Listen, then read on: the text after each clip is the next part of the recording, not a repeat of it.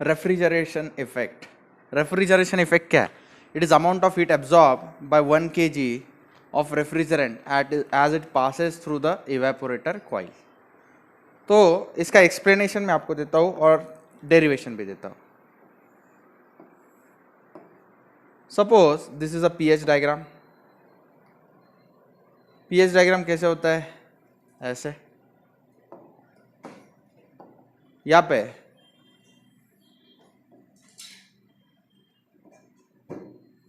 This is the complete pH diagram. यहाँ पे बच्चों ये जो पॉइंट है, ये पॉइंट को हम क्या बोलते हैं? This is 4, this is 1, 2, 2-3. तो 1 to 4 जो है यहाँ पे इवेपोरेटर वाला जोन है. ये इवेपोरेटर वाला जोन है. यहाँ पे जो हीट एब्जॉर्ब होती है, it is producing refrigeration effect. Okay. यहाँ पे 1 to 2 जो है, यहाँ पे कंप्रेसर का वर्क डन है. उसके बाद में 2 से लेके 3 तक जो है वो Q जो है, हीट जो है वो रिजेक्ट होती है. एंड 3 to 4 आप जानते हैं 3 to 4 क्या है? थ्रॉटलिंग या आइसेंथाल्पिक प्रोसेस है. यहां पे मैं प्रेशर्स डिफाइन कर देता हूं. ये जो प्रेशर है ये इवेपोरेटर प्रेशर है, और ऊपर का जो प्रेशर है ये कंडेंसर प्रेशर है. EP stands for evaporator pressure. CP stands for condenser pressure. तो कंडेंसर प्रेशर 0.3 में भी है, 0.2 में भी है. इवेपोरेटर प्रेशर 0.4 में भी है, 0.1 में भी है. रेफ्रिजरेशन इफेक्ट अगर मुझे कैलकुलेट करना है तो कैसे करना पड़ेगा? रेफ्रिजरेशन इफेक्ट इज क्या है? Refrigeration effect it is enthalpy at 0.1 minus enthalpy at 0.4. मैं अगर ड्रॉ करूं, देखो ये H1 और ये कौन आएगा? H4. तो रेफ्रिजरेशन इफेक्ट क्या है? H1 minus H4. यूनिट आएगा किलो जूल पर केजी. किलो जूल पर केजी इसका यूनिट रहेगा. बट H4 और H3 दोनों क्या है? सेम है. H4 और H3 दोनों सेम है, क्योंकि 3 to 4 जो है, since 3 to 4 is throttling process. Throttling या फिर इसी को कहते हैं आइसोएंथैल्पिक एक्सपांशन प्रोसेस है, यानी एंथैल्पी रिमेन्स कांस्टेंट. मोरओवर, तो ये जो है बच्चों रेफ्रिजरेशन इफेक्ट हम क्या कह सकते हैं? It is H1 minus H4 की जगह पे मैं H3 लिख सकता हूं इन किलो जूल पर केजी. अब H3 जो है बच्चों, H3 आप जानते हैं यहाँ पे जो रेफ्रिजरेंट है वो 100% क्या है? फ्लूइड है. H3 को हम HF भी कहते हैं. H3 को हम क्या कहते हैं? HF कहते हैं. तो मैं H3 इक्वल टू HF लिख देता हूं. Okay. H3 equal to HF mention करता हूं. HF कौन से पॉइंट पे? At which pressure? Condenser pressure. 3 कौन सा प्रेशर है? At condenser pressure. और evaporate yes HF at condenser pressure. At condenser pressure.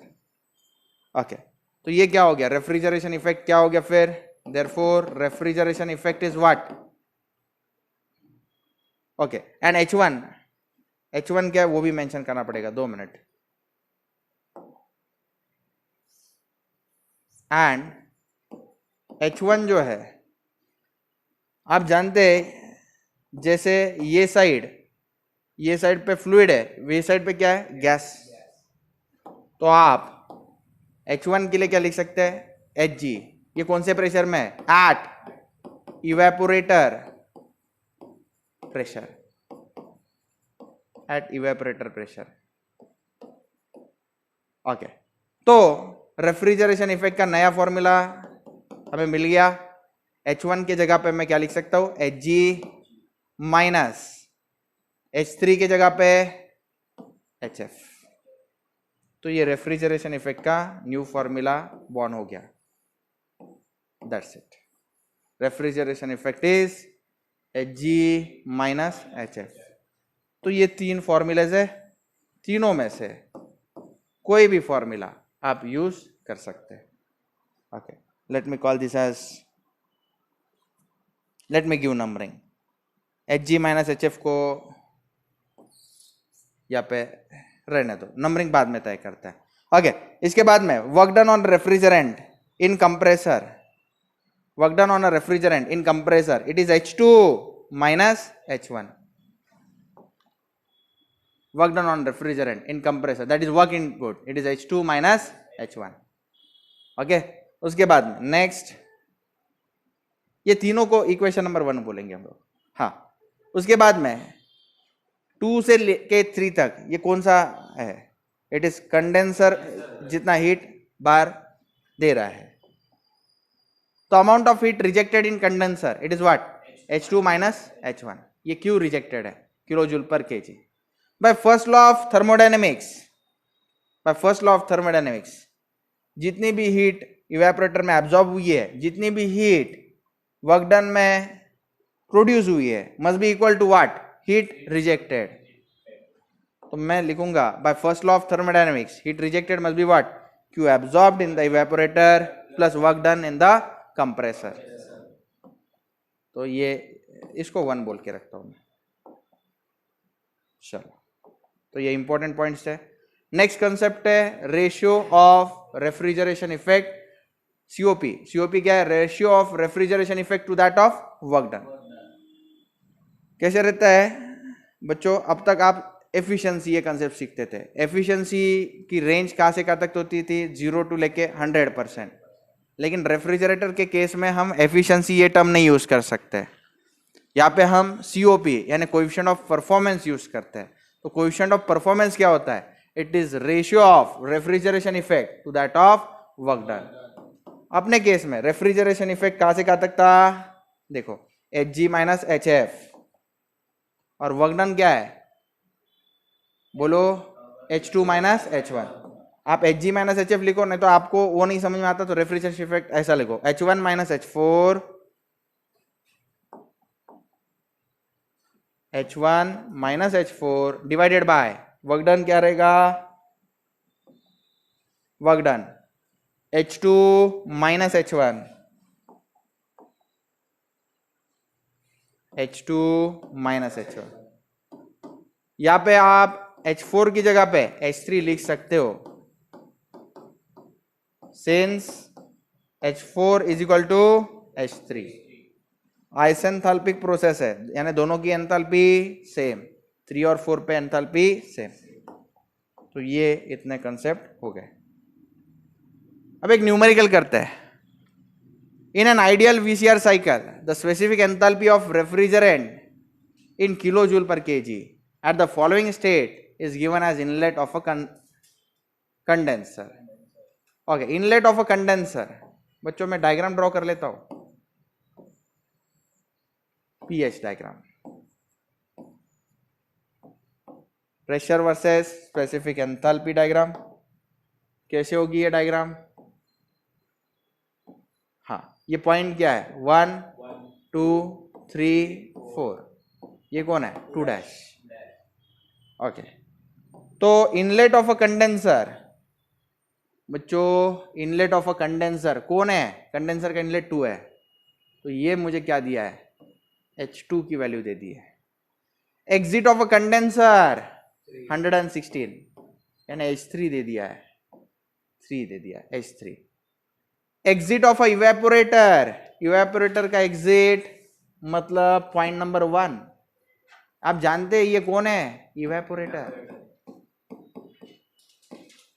ये 4 मतलब इवेपोरेटर की एंट्री, 1 मतलब इवेपोरेटर का एग्जिट। टू मतलब कौन है?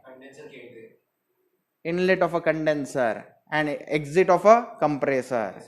तो ये लोकेशंस आपको पता नहीं चाहिए। सीओपी ऑफ द साइकिल है, सीओपी कैसे फाइंड करोगे?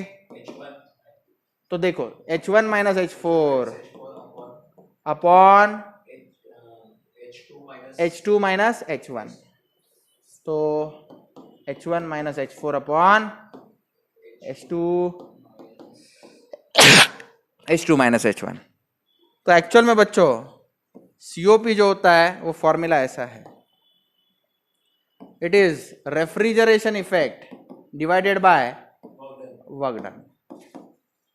अभी ये पे लिख देता हूँ, refrigeration effect divided by work done. Values put कर देते हैं। हाँ, आपके पास H3 है, ओके, H4 नहीं है, तो इस फॉर्मूले को हम एडजस्ट करके लिख सकते हैं। कैसे लिख सकते हैं एडजस्ट करके?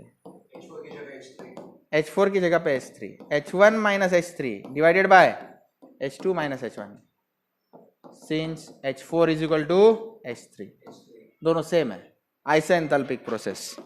अब H1 की जगह पे क्या रखूं बोलो? H1 की जगह पे ये H1 है, एग्जिट ऑफ इवेपोरेटर मतलब H1, 232 माइनस H3 का वैल्यू कितना है? 116 डिवाइडेड बाय H2 का वैल्यू 283 माइनस H1 का वैल्यू 232। आंसर कितना आया? 2.27। तो इस तरह से हमने सीओपी का वैल्यू फाइंड आउट कर लिया। तो ये कंसेप्ट था रेफ्रिजरेशन इफेक्ट क्या होता है, फिर work done in the compressor क्या होता है, सीओपी कोएफिशिएंट ऑफ परफॉर्मेंस क्या होता है। आगे नेक्स्ट, यूनिट ऑफ रेफ्रिजरेशन। बच्चों रेफ्रिजरेटर जो है उसका यूनिट जो है टनेज में होता है, टन।